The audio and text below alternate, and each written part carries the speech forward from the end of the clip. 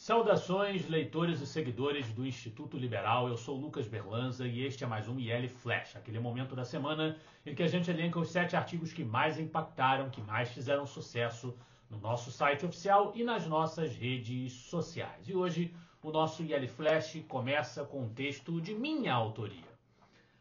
Tarifas de Trump contra o Brasil, sobre motivações e responsabilidades. É um texto em que eu basicamente resumo meu ponto de vista sobre essa situação toda, em que o presidente dos Estados Unidos, Donald Trump, impôs uma tarifa de 50% às exportações brasileiras, alegando os absurdos judiciais que o Brasil vem perpetrando através do Supremo Tribunal Federal, do Tribunal Superior Eleitoral, a perseguição política a Jair Bolsonaro na forma desses processos relativos a golpe de Estado que vem sendo conduzidos também sob essa órbita, sob esse âmbito do STF, e ações que são consideradas lesivas ao comércio norte-americano e aos interesses de cidadãos norte-americanos, entre elas decisões censoras de Alexandre de Moraes que afetam cidadãos residentes nos Estados Unidos e empresas, sobretudo, de plataformas de mídias sociais.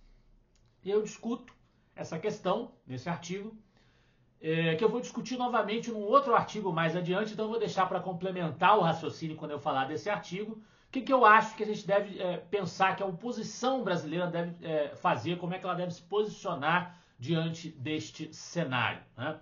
Mas eu basicamente defendo nesse texto, que está em 7º lugar no IL Flash de hoje, que a motivação por detrás da tarifa é realmente uma motivação política e não uma motivação comercial, que é o que eu discuti também no programa da TVD News do Instituto Liberal. Aconselho a você a ir no canal do YouTube da TVD News ou no canal do Silvio Navarro, e você vai encontrar os programas completos, episódios completos do programa do Instituto Liberal, de que eu participo na TVD News, ou acompanhar a TVD News, TV via satélite, que também está adicionando canais de televisão aberta em alguns estados do Brasil e no aplicativo Claro TV.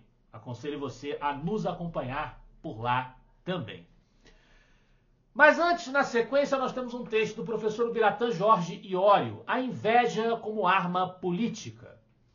Nesse texto, publicado originalmente na revista Oeste, o professor Iório aborda a postura do PT no sentido de defender a taxação dos super ricos, né? Mais uma vez, o PT, depois de ter ficado mal na fita com o aumento do imposto sobre operações financeiras, passou a defender o imposto sobre as fortunas, sobre os ricos, né? O que nós já cansamos de trazer aqui no Instituto Liberal argumentos e raciocínios demonstrando que é contraproducente do ponto de vista econômico desincentivar o enriquecimento, acaba atrapalhando os investimentos e a geração de empregos por consequência. Então isso, obviamente, é apenas uma manifestação suicida de inveja que não trará nenhum benefício à economia brasileira e aos pobres brasileiros, que do que precisam é de liberalismo. Aí na sequência vem o artigo meu, de que eu havia falado que voltaria ao assunto, né? O artigo meu publicado também e originalmente na revista Oeste, como o do professor Iório. O que a oposição brasileira deveria fazer diante das tarifas de Trump? Na minha opinião, que eu também discuti em maiores detalhes no programa da TVD News, a oposição brasileira deveria, em primeiro lugar, continuar dialogando com o governo dos Estados Unidos por sanções individuais aos perpetradores do autoritarismo judiciário em vigência. Sanções essas que já começaram. Donald Trump impôs sanções individuais a ministros do STF, cancelando aí passaporte americano, visto americano para eles, para familiares, enfim. E a oposição naturalmente deve continuar se opondo, como diz o seu nome, oposição, ao governo brasileiro, cobrando que o governo brasileiro tome uma atitude diante desse cenário de degradação das relações diplomáticas e econômicas com os Estados Unidos, o que é gravíssimo para a saúde econômica e social brasileira, porque os Estados Unidos estão entre os nossos maiores parceiros comerciais, a nação mais poderosa do mundo de que se trata, né? Eu compreendo, como eu digo no texto, o receio de muitas boas cabeças, inclusive no próprio Instituto Liberal, de que o Lula consiga emplacar uma narrativa de que a oposição é culpada disso tudo, dessa taxação, e de que nós devemos nos unir em nome da proteção da soberania nacional, ou coisa que o valha, né? O que eu acho uma narrativa ridícula, né? Repugnante. Afinal de contas, esse mesmo Lula ontem estava chamando especialistas chineses para ensinar o Brasil como censurar redes sociais, e tanto ele quanto o Barroso, o pessoal do STF, pediram ajuda ao Joe Biden, na época presidente dos Estados Unidos, né? Então, essa história, soberania, o Brasil é dos brasileiros, não queremos interferência de estrangeiro, era uma baboseira, uma mentira, uma trapalhada, uma falsidade desse pessoal, né? Eu acredito que nós estamos há mais de um ano das eleições presidenciais brasileiras e se a oposição tiver um mínimo de competência, a sociedade tende a pressionar, caso o problema persista, que ninguém quer, a sociedade tende a pressionar aqueles de direito que devem corrigir o problema, as autoridades brasileiras, que têm mandato para tal, né? Como quer que esse mandato tenha sido alcançado, Lula é o presidente da República. Então a responsabilidade de resolver o problema é dele. É dele, do STF, que causam o problema. Não é da oposição brasileira. Muito bem, na sequência temos um artigo do João Paulo Seixas, Democracia Tática, Totalitarismo Estratégico. E que ele vai defender que as verdadeiras intenções do movimento revolucionário, das esquerdas, dos partidos, das lideranças que representam esse movimento, são reveladas pelo intelectual norte-americano Saul Alinsky, um dos principais mentores da subversão política moderna, que dedicou o seu livro a Lúcifer, que ele chamou de o primeiro revolucionário. E a lição dele é que the issue is never the issue is always the revolution. Ou seja, a questão nunca é a questão em si mesma, a questão é sempre a revolução. Então os valores e princípios e causas que as esquerdas dizem defender, justiça social, clima, igualdade, racismo, feminismo, liberdade de gênero, é tudo um envelope para o projeto de poder efetivo dessas forças. Que não tem nenhum pudor em adulterar e jogar ao lixo a democracia, ainda que digam estar lutando em nome dela. Falando do cenário especificamente brasileiro, nós temos um texto do professor Alex Pitkin, Alta Carga Tributária, o Brasil dos 12%.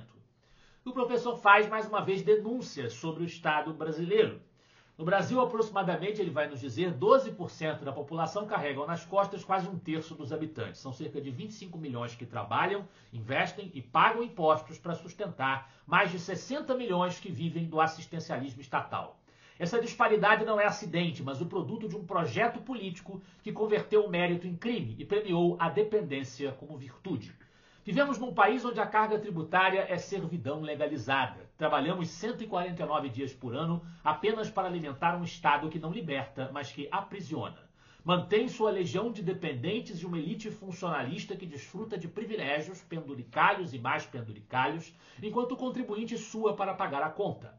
O Estado brasileiro se comporta como um agiota com toga, cobrando juros impagáveis sob a desculpa da ordem social. O discurso oficial pinta o Estado como salvador, mas ele é um entrave que sufoca a liberdade, o empreendedorismo e o crescimento. Depois disso, o que mais dizer, não é mesmo?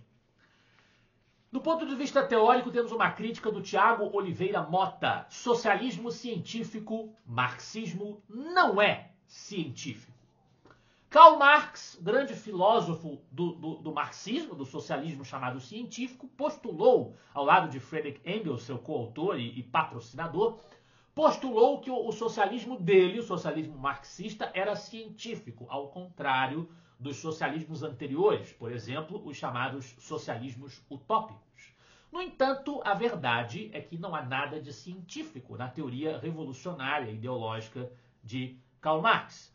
Sob certos aspectos, até se nós levarmos em consideração, e isso o texto do Tiago não diz, mas se nós levarmos em consideração que os socialistas utópicos como Fourier e Robert Owen, muitos deles queriam fazer experimentações das suas comunidades socialistas ideais, na verdade eles tinham um ímpeto muito mais científico do que o próprio Marx, que não experimentou coisa nenhuma. E na liderança do Yellow Flash de hoje, um texto do Fernando Borges de Moraes pela Lexon, o resultado é a tirania. Ele vai mais uma vez, falar sobre o cenário jurídico brasileiro de caos que nós vivemos e vai dizer que, ora, nós caminhamos para o pior dos mundos. Um Estado centralizado e conduzido por elites que se arrogam civilizadoras enquanto permanecem desconectadas da realidade popular e avessas ao espírito federativo e democrático. Não eleitos tornaram-se parte ativa do jogo de poder e não apenas seu árbitro imparcial.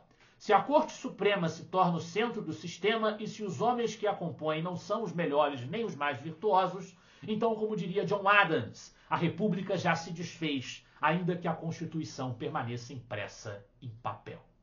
Trata-se, então, de resgatá-la. Esse foi o nosso IL Flash de hoje. Eu espero que vocês gostem dos artigos e dos debates proporcionados pelo Instituto Liberal. Semana que vem estaremos de volta. Afinal de contas, para nós, você é a parte mais importante da sociedade. Até a próxima.